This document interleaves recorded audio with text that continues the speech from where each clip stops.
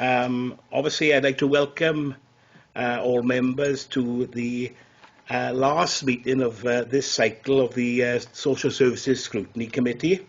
Prynawn da and croeso to the meeting. The meeting will be recorded and will be broadcast on the internet afterwards. So please be aware also that the images and sound recordings may be used for training purposes. First item, I think, on the agenda is apologies for absence. And I think we've had one apology from Councillor Isaac, and I think Councillor Jones is going to try to get here as soon as she can. Yes. Okay, so if we can, any declarations of interest is the next item. No declarations of interest. Then we move on to item number 3, which is the Youth Justice Inspection Report. And I think, Lyndon, you're going to take us through that report? I will, yes. Thank you very much. This is Lyndon Lewis, who is Head of Service for the Cwm Taf Youth Justice Service, for those members who may not know who this is. Yeah. And I also oversee the emergency duty team across Cwm Taf Morgannwg as well, the out-of-hours service. So, yeah. So, afternoon all. This report essentially is going to provide information around the inspection that we were subject to last year. The Youth Justice Service was subject to. I've also attached at the end of the report a service improvement plan to implement some of the recommendations within that report. There's also an update on service developments and some of the resource challenges and risks that we have upon future service delivery. So members are asked to note and endorse the overall rating of the HMI inspection, which was rated as a good, and also to consider the information regarding the resource challenges and risks contained in the report. In section 3, as I've always done, I've just provided some background to the Youth Justice Service, formerly the Youth Offending Service. It's aimed to prevent offending and reoffending of children and young people, and set out who some of the statutory partners are, or all of the statutory partners are, and also how the finance is provided to the service, which is pretty complex to say the least. So in terms of section 4, some background really to the inspection. We were inspected not before time. I think we were waiting a number of years. I think we were one of the last in Wales to be inspected. And it came in April, between end of April and early May last year. We were inspected on 3 main areas. The arrangements for the organisational delivery of the service, which is the governance of the service, the quality of the work done with children sentenced by the courts, and the quality of our out-of-court disposal work as well. So children who don't come to court but are dealt with by using a diversionary intervention from the police station. The link there is there for the HMI inspection report. And we received, as I mentioned, we received an overall rating of good, which I think probably reflects, I think, a well-established service over a considerable period of time. The good, to set it into context, is second to outstanding, and below that is requires improvement, and then inadequate. So there was a lot of positives that came out of the inspection for us to get that particular rating. The fact that we'd embedded a child first and a trauma-informed approach across all aspects of our work with children. Staff and volunteers felt supported. Good partnership arrangements. In other words, we were well resourced by partners, and they also found several examples of impressive collaboration with children's services across the both local authorities. Victim work was another major positive for us, which was acknowledged as a consistent strength, and they noted that the service delivery is victim-led and personalised to the needs and wishes of the victim. So that was something as well which they felt that they could share with other youth justice services across the UK in terms of good examples. We were also inspected on resettlement, which was an extra criteria for the inspection. Unfortunately, we had a good for that as well, but unfortunately we weren't actually rated on that, which is a shame because it would have lifted our score, I think, a lot higher. But they didn't feel that it was a fair playing field to score all the youth justice services because some youth justice services have more children in custody than others, and so they felt there wasn't enough information there to go on. But it was pleasing to receive that rating of good as well. So in terms of where we are now, as I mentioned, many positives coming out of it, but there were 9 recommendations, and 6 of those were directly linked to the management board. That's our governance service. So that's the CUMTAF Youth Justice Service Management Board. And then there were 3 for us as a Youth Justice Service. I should say there were a number of other sort of sub-recommendations that we could do as a service, and we're also fulfilling some of those as well. So I just want to sort of pick out some of the main recommendations really from that were set out for the CUMTAF Youth Justice Service Management Board. The main one being to urgently develop an exploitation framework. At the time that the inspectors came in, we didn't have that in place. It's been a number of years evolving, I think, and is due for a formal launch, I think, across the 3 areas, the 3 local authority areas across CUMTAF Morgannwg. That can't come soon enough, really, given that it links to recommendation 4, which is around disproportionality and data analysis that the board should undertake. Because at the time the inspectors came in to inspect, what they found was 93% of the children that are known to our service were not in full-time mainstream education. So they were either otherwise alternatively educated, or they were on part-time timetables, or they were excluded. So that was quite a startling figure, really. So it's about, well, what are they doing if they're not in school? And so that raised issues around exploitation and antisocial behaviour and all the rest of it. So that exploitation strategy is going to be a major player going forward for us, I think. 2 and 3, recommendations 2 and 3 are sort of closely linked. One is to steer the partnership approach to learning from incidents resulting in the increase in remands, short-term custodial sentences and the use of criminal behaviour orders. And that was basically related to, you may remember, the self-named Young and Deadly gang in Merthyr and some of the issues that we were having around that time, which led to quite a significant increase in a very short period in our remands and custody rates. And it was the use of the CBOs, the criminal behaviour orders, which you could argue fast-tracked some of those children into custodial settings. So there's a lot of work to be done at the moment. 2 of the major things that we're doing: we've set up a multi-agency custody and remand group that sits underneath the management board, and I'm pleased to say that heads of children's services across RCT and Merthyr Tydfil sit on that board, along with Community Safety Partnership and Police, to look at some of the learning from that period of time when we had that situation in Merthyr Tydfil. And we've also recently agreed to expand that group to health and education as well. So hopefully that will stand us in good stead going forward. And since then also I've been having meetings with the police to look at setting up a CBO protocol. So that's something that's not been in place in this area, so it'll give us a better steer really as a partnership in as to how we deal with these situations the next time they occur. Take responsibility. I'm going to recommendation 5 for developing and reviewing the vision and strategy of the YJS, the Youth Justice Service.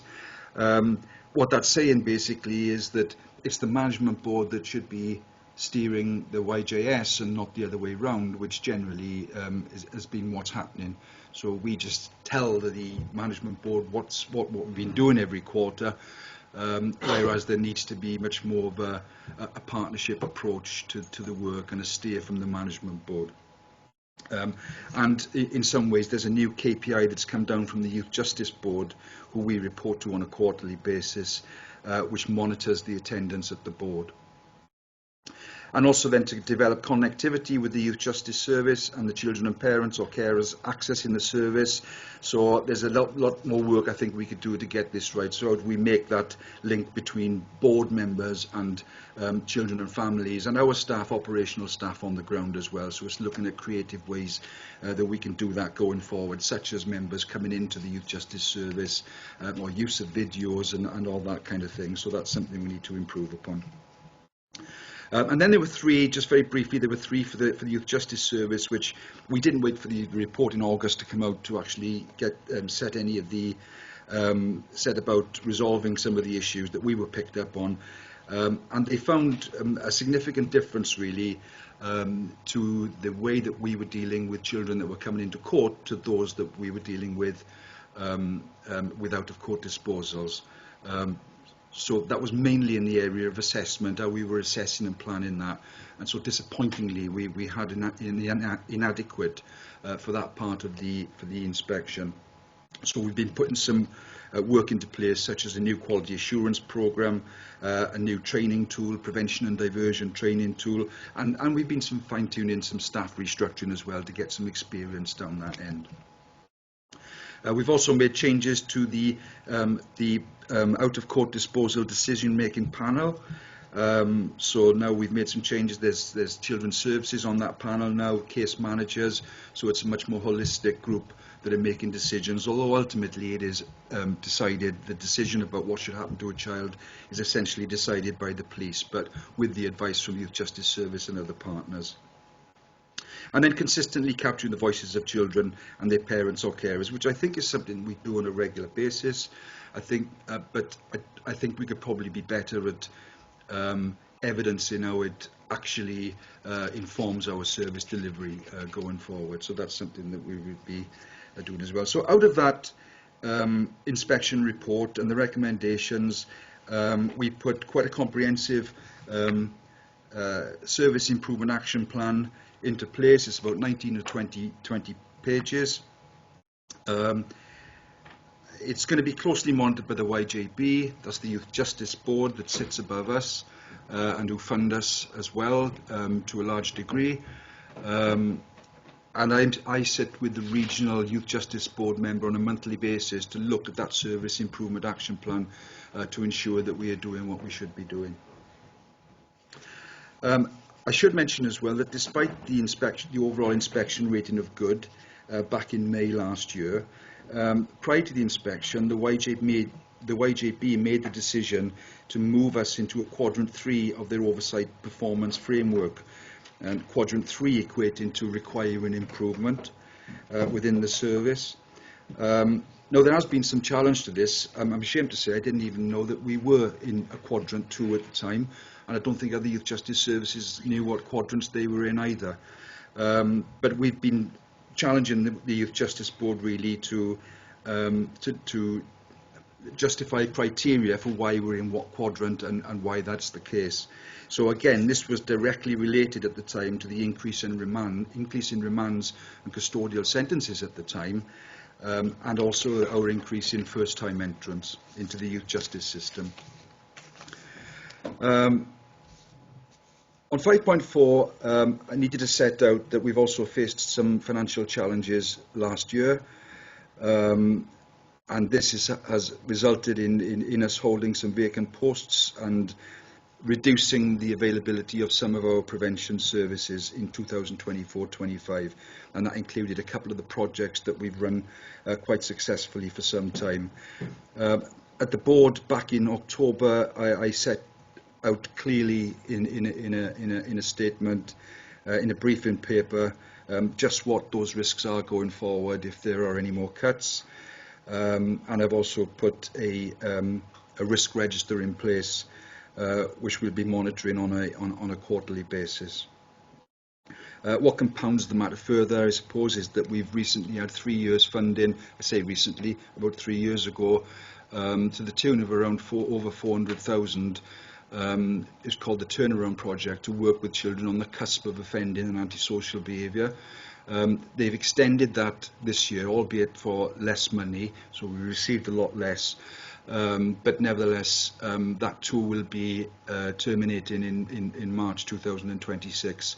So again, it's going to be vital really that we're able to retain what we've got at the moment to make sure that we keep early intervention and prevention services alive.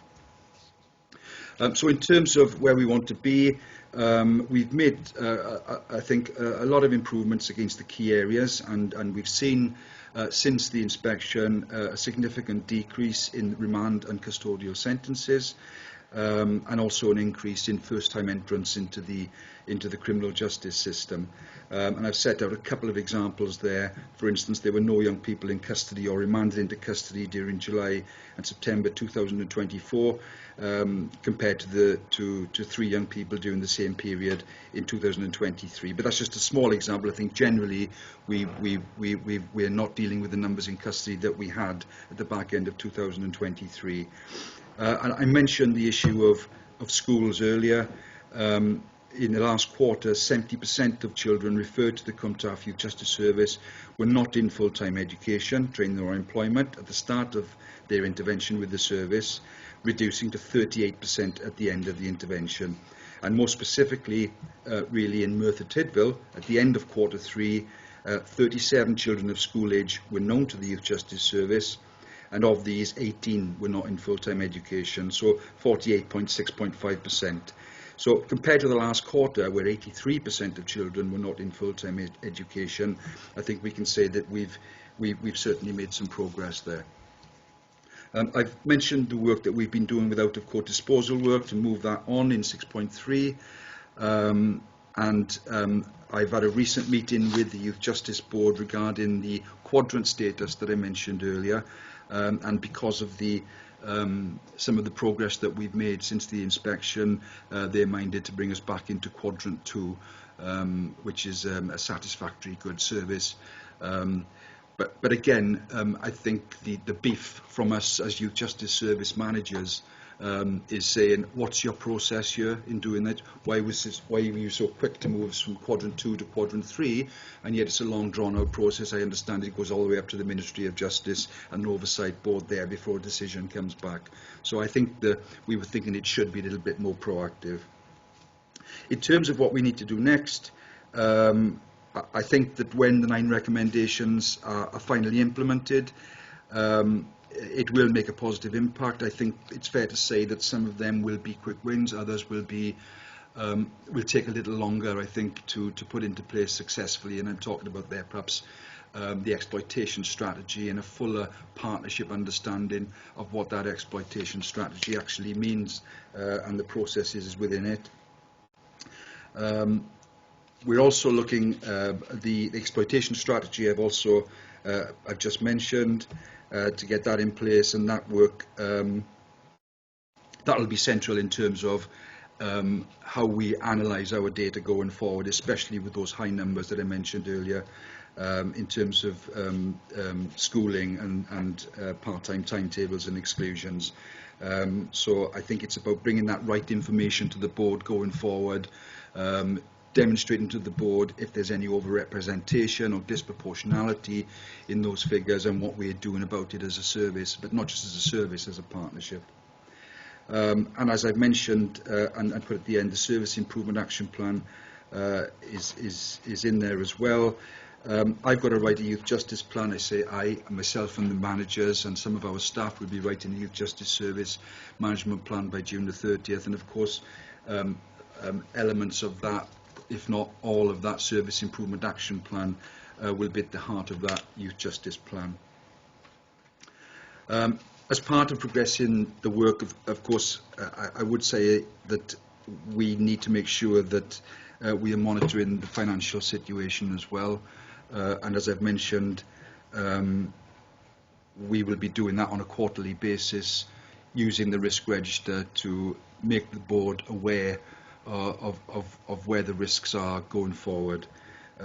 If we lose prevention services and early intervention services, then no doubt we will pay the price further on down the line. And so it's about keeping an eye on that going forward, really, and making sure that we are funded. As Lisa will be aware, the Youth Justice Board were concerned about the financial situation and asked the question of board chairs, who replied to try and give assurances that the Youth Justice Service would be financed to a point where it's sustainable and where we can go forward and we can retain our prevention services. If we don't, then it'll become resource intensive further on down the line. I think that's it from me, Chair. Okay, thank you, Lyndon. Any questions, please, members? Councillor Tuvey, first up. Then Councillor Jenkins. Two really. What's this right hook project that was award-winning, but it's stopped now, is it? On page 8, the top of page 8, it said some of the prevention services. This included outreach services and the award-winning right hook project. I forgot to put my microphone on earlier, sorry. I hope I made myself loud enough. The Right Hook project is still going, but because of the resource cut that we did last year, we had to reduce the capacity of that particular project and the outreach project, which we do alongside police. The Right Hook project is essentially it's borrowed from a Fight for Peace. It's overseen by the Fight for Peace authority across England, and we use it in Merthyr Tydfil and RCT, and children go on to that Fight for Peace. They undertake martial arts and boxing, but there's a lot of it's also a venue where we can use a lot of therapy with children. It's trauma informed, it's a safe space for children to talk, and where we can undertake a lot of our interventions. So it's a combination of that work. Yeah. The other thing I was wondering, with these out-of-court disposals, what diversionary things do most of them do? They would do pretty much what they would do on a statutory order from the law courts. It would depend on the risk and need of each child, really, and in terms, what they are, what their needs are, what the offence type was, how low level it was. So, for example, if it was drug related, they would be subject to a substance misuse programme. If there was an offensive weapon involved, maybe, then we'd have them on one of our knife crime programmes. So that there's a number of things, really, but I think everything is really tailored to each child's individual need, regardless of whether they're on a statutory order or an out-of-court disposal. So pretty much the same kind of work, but there would be limited time frame for those with the out-of-court disposals. So after about 3 months, we would be looking to move them on. Sometimes we'd hang in there with, on a voluntary basis if we felt it was needed. But with the statutory orders, they would last for a lot longer. But pretty much similarly the same work. Thanks.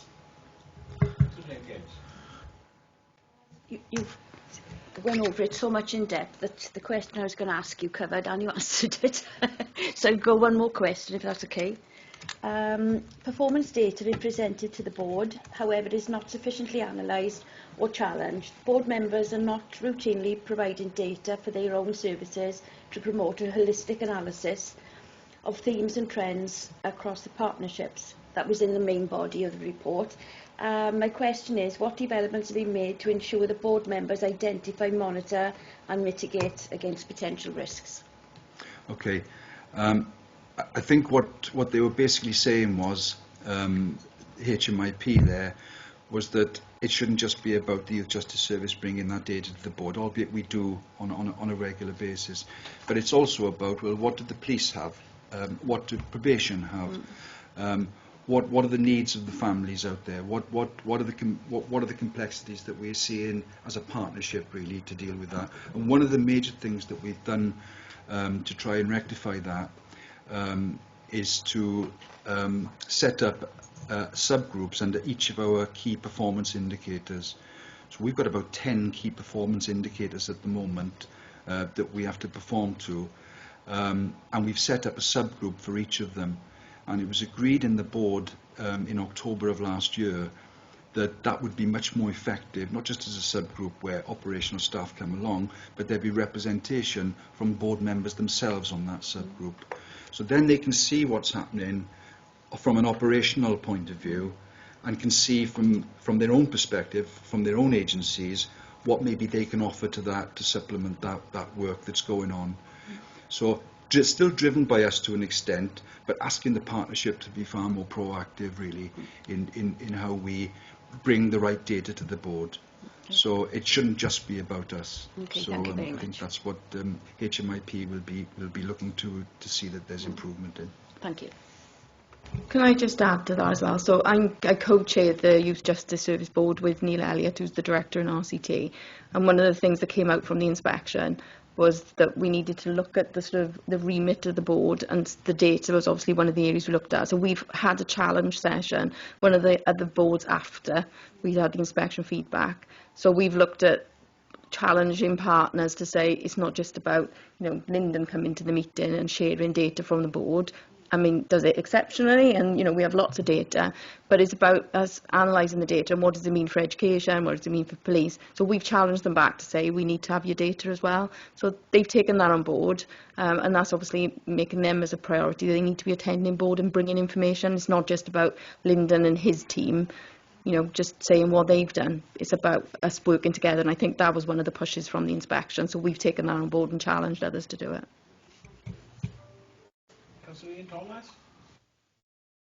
It was such a good detailed report that I'm struggling to find the question here. But what sort of percentage of those who come into your system engage with you when you try to connect them to various things, and are then able to progress? And what about the ones who don't engage? What happens about them? I would say I probably don't have an actual percentage to offer you at this moment in time, but I would say a majority of children that come into the service would engage with us. Certainly those that come through the law courts, there's a statutory obligation for them to engage. If they don't, then they'd be subject to breach procedures. So we have clear procedures for when they don't engage with us. So within that smaller cohort that come through the court, because of course most of our children now are being dealt with in the out-of-court disposal arena, you will see them mostly engaging and they'll be successful. Very few are breached, one or two, I'd say a handful, but with very, very complex needs.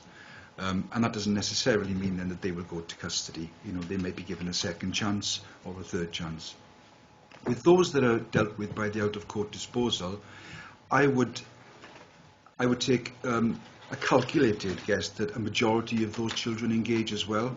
I think that some of those that come into the system, I think parents make an effort to make sure that they're engaging.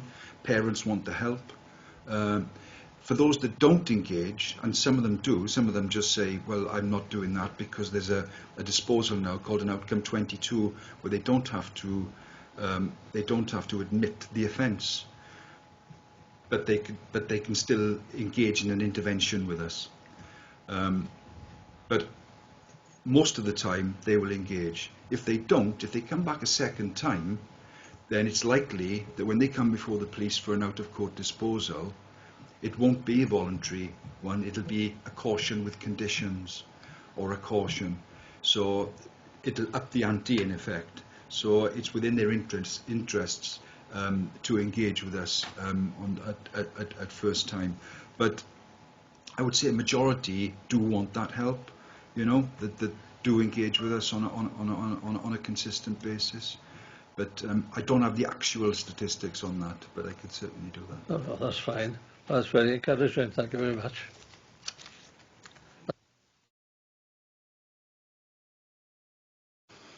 Firstly, can I apologise for being late? I do have a family in need downstairs awaiting potential refuge, so apologies for that.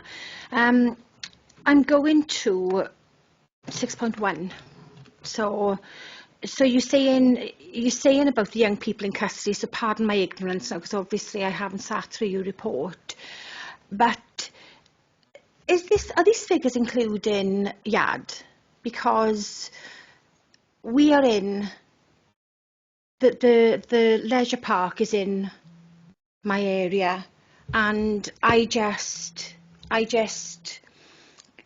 know the figures, and I know how many have been done, and I'm just wondering, that seems, your figures there seem really low compared to knowing that certain members of the young and dangerous, or young and deadly as they want to call themselves, had been penalised and gone down to youth offenders, or they had orders against them. So that doesn't seem to be correct for me.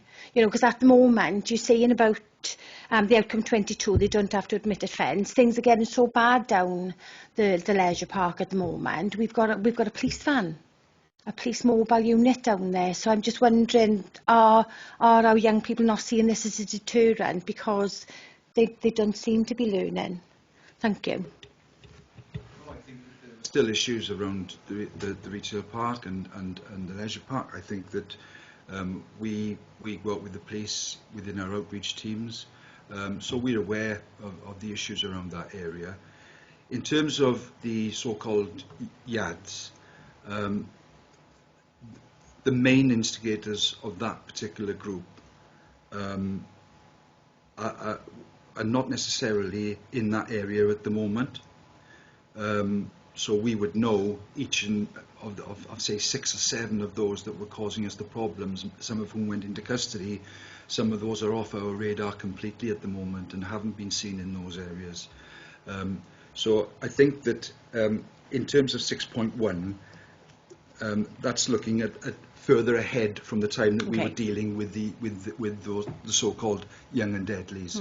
So I think what we're cognizant of is we don't want another group coming up behind them, and that's our main concern at the moment, which is why I spoke about the criminal behaviour order protocol earlier and the importance of that in how we deal with that beforehand.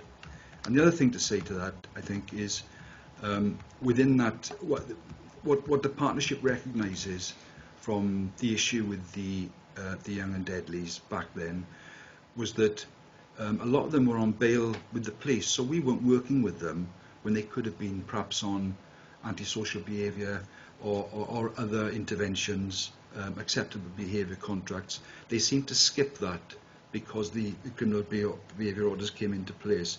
But there were opportunities missed there, I think.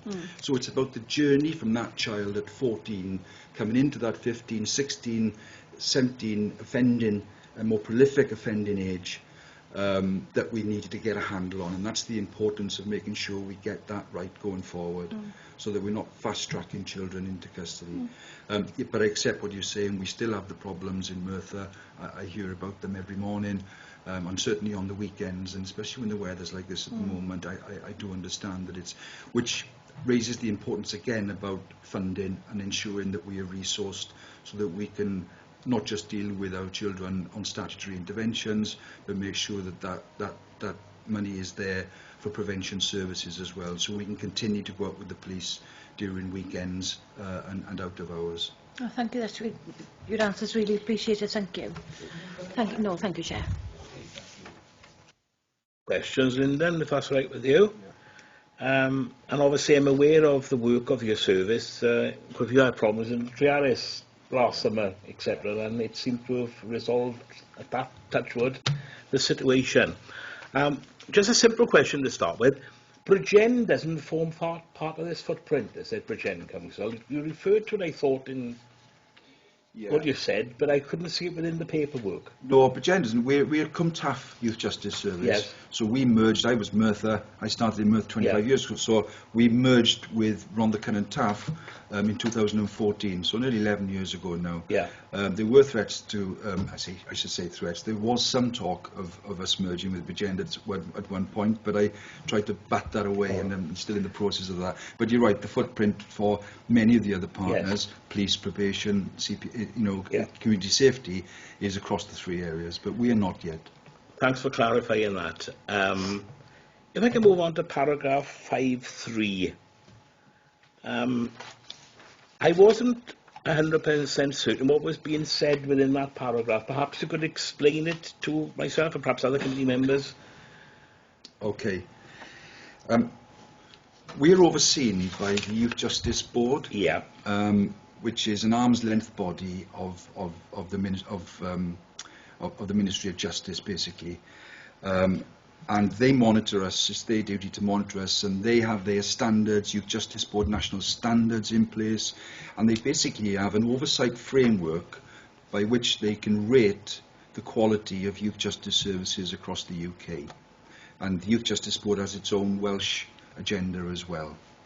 So, as I mentioned earlier, there are 4 quadrants, one which is good, one which is satisfactory, there's some debate over that, one which requires improvement, and another one which is your service is inadequate. So whilst we were in quadrant 2, because of that spike, because of that young and deadly, self-named young and deadly period, we were placed overnight into quadrant 3. And that's what I was trying to say within that paragraph, that there wasn't that much communication for us in terms of the reasons for that, because it should be about the service, the wider service, not just about a couple of spikes here and there, which are now gone. So now that those spikes are gone, now that our figures are looking better, now there's less people in custody, less children becoming first-time entrants, well, why aren't we back in quadrant 2? I mean, I've been assured that we will be back in quadrant 2 soon, but I think that we are looking to hold the YJB to account to say, well, you need to come to our management board and explain to the management board members what your criteria is and what your process is for taking youth justice services out of one quadrant and into the other. Yeah. Okay. Thank you, Lyndon.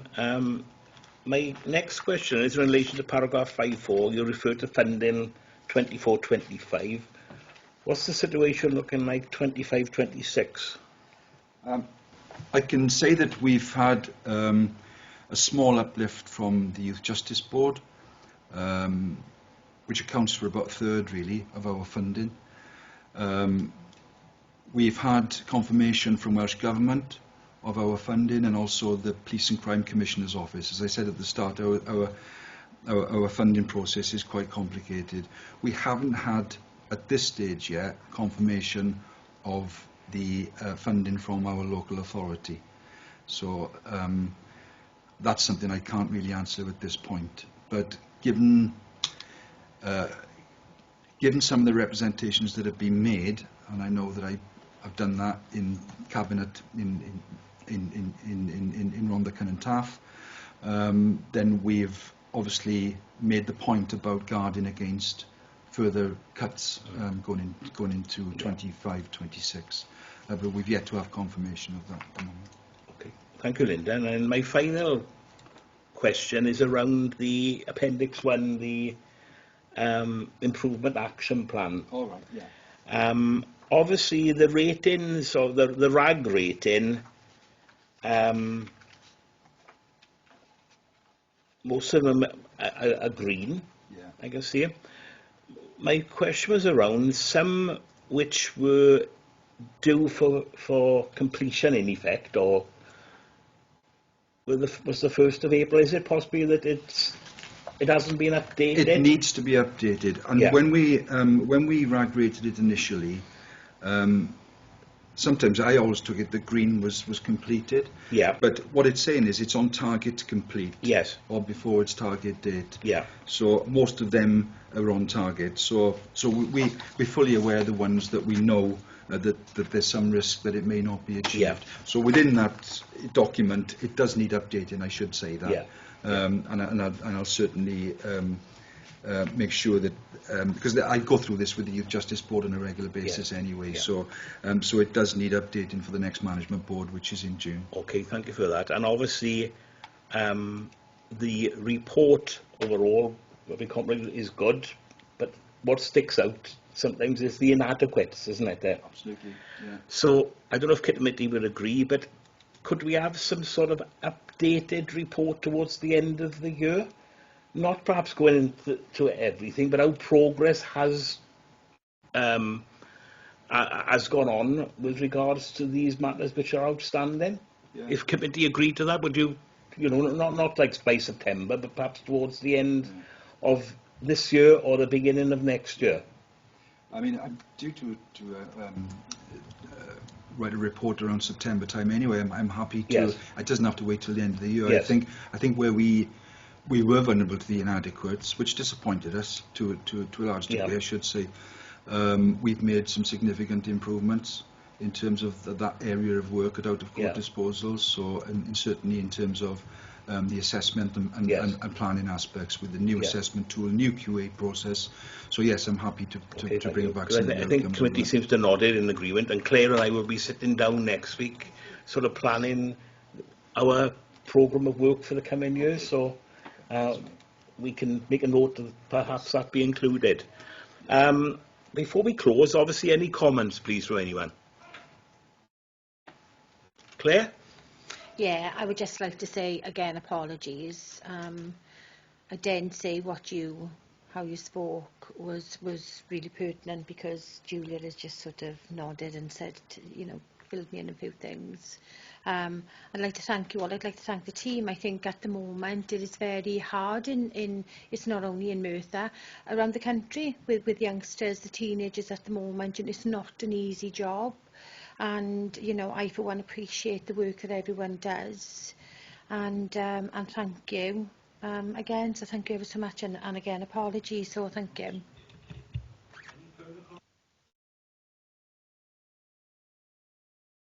We have to decide, reflect on what has been discussed today, and whether we agree or not that we address the recommendations. There are no real recommendations in the report other than to note it, and was value added by bringing this report to Scrutiny Committee. What are members' general feelings? Have we achieved that? Okay, it looks as if we have, yes, I think so. So we move on. I don't know if you're staying, Linda. You're welcome to if you want to. I don't want to be rude, but if I can. Yeah. Okay, thank you. We'll move on now to the Thrice board report. I think Andrew's given this, is it? I can present, and then No, I can do what you want. it's fine. I have prepared. I think sing them at the end of the viewers, and now the end is near.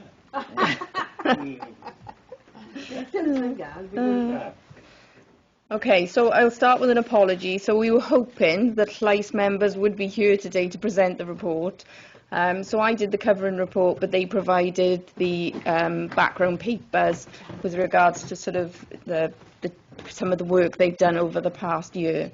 But unfortunately, they last minute said they couldn't attend, but felt that if committee had any specific questions that Angela and myself couldn't answer, they would come to the next scrutiny committee specifically to answer questions. So I've just put that out there, really. So just quickly go through the report. So as you'll be aware, Llais is a national independent body that was set up by the Welsh Government to give the people of Wales a stronger voice in their health and social care services. I think the committee asked for this to come into scrutiny based on the fact that Daniel Price came to Council back in September 2023 to talk about the work of Llais, and that had obviously taken over from previous body that was set up by Welsh Government. It was a sort of a new service, so they were going to come and present to you the sort of the work they had done and sort of any improvements or things that they'd taken forward over the last year or so. So for us, the last sort of year, we've had some engagement with Llais. The biggest sort of event was, there was a public event in Merthyr College on the 21st of October. The detail of the presentation that we gave is attached to the pack. I noticed there's a mistake with the date because obviously that's in the future. So it should be 21st of October 24. So I hadn't spotted that before. So Angela helpfully sort of attended that event for us. I have to say it was mostly attended by students from the college. It was studying health and social care. So a lot of the question and a lot of the engagement was around, what job opportunities they were for them, rather than sort of, if you like, any complaints or issues that they were raising. We have had one visit by Llais recently to Tbargoed, it was Tbargoed, wasn't it? Tbargoed, where they sent us a report and we've responded to that. There was a couple of things they raised, we've explained. For example, one resident was walking around barefoot. That's quite common. We put shoes on her, we put socks on her, she takes them off. That happens, so it wasn't necessarily a complaint, it was just an issue she raised, so we've obviously responded to those things. Obviously, where we want to be, we do an annual report every year. We reflect on our services. So if there's anything that Llais raised with us during the year that they flag that a member of the public has raised with them, then obviously we would include that. And if there's any areas of improvement, we would address that and speak to Llais about it. We've now established those links, and there's regular meetings set up across adults and children. So they contact me if there's any issues. And I think that there's not a lot else I can say, really. I mean, obviously, the presentation is attached that we gave to the board on the 21st of October, and the two reports that they provided us. One was an overview of the event in October, and the other was about some of the numbers of people who've contacted them about specific issues and how they've dealt with it. We'll do our best to answer any questions, but obviously the offer is there for Llais representatives to come to the next panel if that's felt to be appropriate. Thank you, Lisa. Obviously, I appreciate what you've done in producing this report for us. But as you pointed out, what we wanted really was someone from Llais to come here to give us an update verbally on what their work has done and how they are publicising their work or publicising their organisation. Because I think we were saying in one of our pre-meetings that people seem to know more than when it was the Community Health Council than now it is as the body of Llais. But I think, again, Claire and I will have a chat. We will be pressing, perhaps, within the next year to have somebody from Llais here. And I had no specific questions from the chair saying that can come in first on your report, but thank you very much for doing it. Any other questions, please? Councillor Turvey first, and then Julia second. Yes. Does Llais differ from the Community Health Council? Is there a different structure to it, or?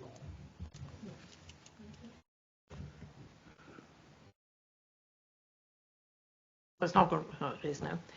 With the Community Health Councils, they're the core membership, and I think where we presented to them previously, they actually asked for something to come in and, you know, predominantly Health Board present, you know, sort of what they were actually doing at the time.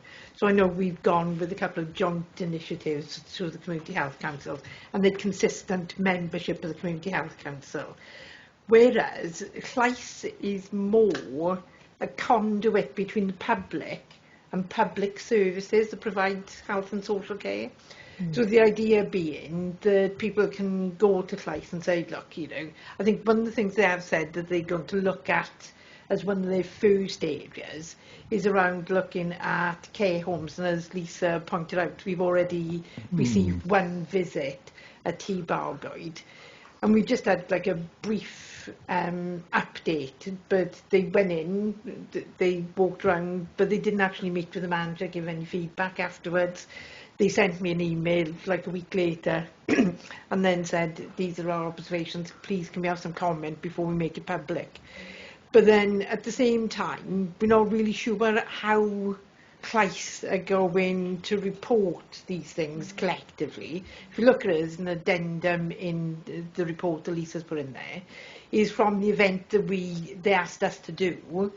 So we went, they asked us to do presentations. I met with Daniel and said, look, what do you want? You know, you say, oh, can you do social services? But social services is quite a big area. So what do you want to achieve from it? Who's the target audience that we're going to have? And you know, how well publicised has this event been? He said, well, there may be about 150, there may be 5. To me, so we walked into it like that. You know, we went in there, and it was predominantly, as Lisa said, it was like health and social care. So there was myself. We had Matt as well, did the presentation for the region, and we had Gethin Hughes, Melinda Prosser from Health, who were like the coup and the director of planning. But then, what they were then asking, what generated conversation was how do they move from been in health and social care into like employment. So, you know, we took it as an opportunity to try and attract people to come and work in our areas. So, you know, the verbal, the presentation was one thing, but the verbal was very much, you know, sort of always going. But then the presentation they gave us looked as if that was coming from the public, but it wasn't. It was actually things that we were generating in that discussion rather than is. So I think it's really early days. So I'm not sure how this is all going to be brought together. I certainly think, you know, from Welsh Government point of view, the Minister is really keen, you know, if you look at the Social Services Wellbeing Act, having the voice of the citizen in everything we do. You know, that's where Llais is supposed to be there in that representation. So we're so early, I think it is going to be a bit, even from their point of view, speaking to Daniel, I don't think they know the principles of what Llais is to do. What's still to be done is to work out the mechanics of how they're going to do it. And I know that doesn't help, but, you know, I think it'd be a good idea to, once they've got their feet under the table and, you know, a bit more established, is to ask them to come back and see what the plan is. Oh, thanks. Oh, sorry, Claire, didn't finish. Yes. Yeah, It was just, is it Daniel that came in and spoke here last October? I think he was so enthusiastic and so this is what we're going to do, this is what we're going to do, and then the actual summary then of the report they got 4 social care complaints, 15 against the NHS. It seems a really low number for something that's been going for so long. I don't think it's been going that long, Right. So this is a new organisation. It's not something that's been in place for a long time. I don't know how much the general public know about it. Do you know what I mean? And No, that's what I mean. It's not out there, is it? People don't. They came to council to They came to council to raise awareness of it. So that was October 23. So Yeah. we did that 18 months ago. Yeah. I think it launched not long after that, but they were still in the process of raising awareness. That the report they've provided was just basically over the last 12 months. So you're right, the 4 social care complaints and the 15 complaints for NHS are over that 12-month period. Yeah. I'm taking it that this from the 1st of April to 31st of March. If I'm honest, I was expecting a bit more detailed report because I couldn't hand on her. From what Lyndon just give. So the social care complaints, 2 were adults, 2 were children. I don't know, if I'm honest, whether they were things we were aware of, because sometimes people scattergun, don't they? They complain to us, but they also complain to the MP, the MS, and anybody who will sort of listen to that issue. We were aware of the report from Tbargoed, but we didn't know they were visiting, and we weren't told what that would entail. So somebody from was it 2 people from Llais? 2 people. Yeah, they turned up and said they were from Llais. Some man or deputy manager let them in. They had a look around. I think that for us that learned us lessons that we need to be having that discussion with staff and raising the awareness about Llais and visiting and things like that, because that could have been a bit of a disaster, if I'm honest. As it was fine. Christy very appropriately responded to the comments they made, and it was all sorted out, if you like, and that helps. They've got those links with myself, Angela, and the managers.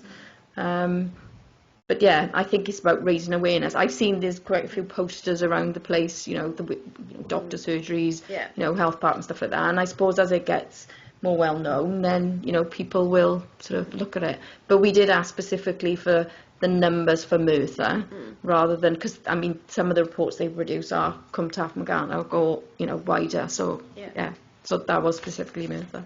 Lovely, thank you. Thanks, Lisa. I didn't have any question, but my one was going to be, had they announced they were going to Tbargoed, but they just turned up as a spot? Yeah. And have they got a lay membership now on Llais, like they used to on the Community Health Council? They were lay members on. Well, our members were lay members in effect on there, weren't they? We had representatives as a council on there, I believe, didn't we? There used to be a lot turned up at the hospital all together. That's right. Yes. Yeah, that's what I was thinking. Then it was like lay people that turned up to have a look. They'd look around the hospital and things like that, wouldn't they? That's right. Yeah. And these are things that we could have asked, we wanted to ask. I mean, they were recruiting at some point. Yes. So I know they've got Yeah. paid staff Yes. that work for Llais. Yeah. But I don't know what the setup is Yeah. with regards to board members or lay members. And, Yeah. you know, so. Okay, thanks, Lisa. Any other questions? Ian? Well, they do seem to be operating with a very limited range of terms of reference. There's 3 listed there, isn't it? Engage with people about their experiences, pass on those views to care providers, provide a complaints advocacy service. They don't seem to provide any stats to show what they're doing. I don't know if I'm missing something. And the one that could be useful is a complaints advocacy service for formal complaints. But the advocates that they use then, would they be legally qualified at all? I honestly don't know, and that's what I'm saying. You know, the principles are they become the conduit and like people's voice. You know, when you're talking about like dealing with public organisations, the mechanics of how that works, I'm not clear on. You know, I haven't seen a lot publicised. There's a website on there. There's not really a lot on there. If you look at it, you know, like that public engagement that was over in the college, you know, I said, look, you know, get in touch with our comms, you know, we're more happy to put it out in our comms as well, you know, to try and get out to as many people as we can.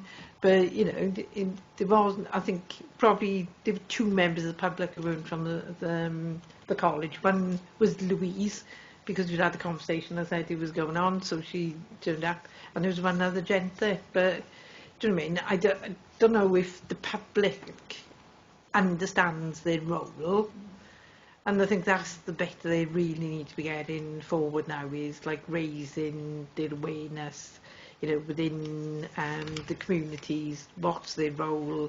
How do they act as advocates to like bring things to the attention of the public health and social care bodies? So you know, I think it's going to be a while for it to set. And I'm talking purely, but this is, I haven't got any magic wand or anything or crystal ball, but that's certainly from what I can see from my conversations with them and like where they fit. So I think the idea behind it is nowhere more so now the ministers are starting to think about health and social care and what they do together, whereas the community health councils predominantly looked at health things, and there wasn't a similar organisation other than, you know, the regulatory organisations that inspect us for social care. So the idea is it's merged together, so I think it's still feeding their feet. Thank you. Any further That's all, comments thank you, or Chair. questions? Claire? I'm at a loss. I don't understand. I got to be honest, I feel really thick sitting here at the moment, because I can assure you, if they knocked the door where I worked and told me who they were and said they were gaining access, I would tell them to turn around and walk away, because I would not gain them access. They're not the CIW. They've got no, what have they got? They've got no, thank you. I couldn't think of the word then. They've got no authority whatsoever, you know. I don't understand. Are they an advocate service? What are they? 'Cause I'm reading here now, and I'm just thinking, I've got so many, oh, come on, speak for me. Questions. Write those questions down now, and then when we hopefully get them heard later on in the year, we can raise them with them. I mean, That's the thing. I've got so many red flags at the moment, and Yeah. I'm just thinking. I mean, I think oh in my the past, word. predominantly, they've dealt with adult services, so they would turn up at residential homes or they turn up at hospitals, you know, and perhaps, but the clear remit when I met with Daniel was they will be covering children's and adult services. So I would take that as equally as they could turn up to T-Bag or to Tigurnas, they potentially could turn up at, you know, Daisy House or whatever. Yeah. I mean, they would obviously be exceptional circumstances there, we wouldn't allow the visit, but there are reasons for that. But I agree, yeah. I wouldn't let them in. I wouldn't let them in. You know, when I think red can tell flag them is now the when they word, come. yeah. I just think, I thank you so much for taking the time and putting something together. I think because we all sat there the other day and we were all just scratching our heads. But yeah, I think myself and Gareth, when we meet next week, it'll be our main vocal point with you. So thank you ever so much, and I really do appreciate what you put together. So thank you. Done. We've completed that report. We need to reflect on it, and whether, well, I think value has been added in that we need, the value is that we need them here to add more value to it in person, really, or the organisation, I should say, in person. So everyone agreed that we've covered that, okay? We've got a couple of other things on the agenda now. If my colleagues would bear with, they don't usually stay, but we shouldn't be long on these last two items. If you could bear with us until the end, if you don't mind. No. Yeah. Yes. As long as Obvious, it's not after 6. yes, obviously the forward work programme, well, we've exhausted the forward work programme now, and the Claire and I are meeting next week to put together a draft, or make a start on the draft, which members will then be consulted on before we have our first meeting in the new cycle. So I don't think there's anything else on really the forward work programme, other than to say those who were able to attend the visit last week, which was part of our forward work programme, to Stakes and Ladders, those who couldn't make it missed a treat in some ways, because the work which those young people have put in place was very, very impressive. I'm still waiting for Councillor Mitten and I to liaise on approaching the leader to see whether they can do a short presentation to one of the council meetings coming up in the coming year, because they were very impressed, and I'm sure members were there would agree. Yes. Okay. So, committee scrutiny referrals, I haven't had any referrals, and we've dealt with reflections as we've gone through it. So, any other business? Well, I've got one item of any other business, and I understand, Angela, this is your last meeting today. Oh, it is. Going to pasture or to pasture in? Pasturing out in the garden, that's what Good. I'm saying. Well, thank you for your years of service. Oh, I think you've been here as long, at least as long as I've been here. I haven't been that long, but not as long as Clive anyway. How many years have you been here, Angela? 31 years. Good. A bit longer. A bit longer than Clive as well. But on behalf of the committee, I want to wish you a very happy retirement. Oh, thank you ever so much. That was really kind. Thank you. Thank you, Gareth. Okay. Oh, thank you, everyone. That's lovely. Thank you very much. All the best, Oh, right? thanks, Gareth. Thanks. You too. You were there when you went to Nag and I've Thank you, Angela. Thanks for all your service. And I hadn't appreciated it was that long. Oh, no. I try to keep that under wraps. People are just like, and thank you, everyone, for being supportive. And I've worked with you for a long time. So it's like, I really appreciate your thoughts. And no doubt I'll hear from people and still keep in touch. All the very see best. What's going on? I still be ringing her on Friday. Yes. I think that then now concludes our meeting for today. See you all now in the new cycle, hopefully. I was only going to say to Claire, the only person she's got to let in without warning is the Vatman. If the Vatman comes, you can't refuse them entry. They've got more powers than the police.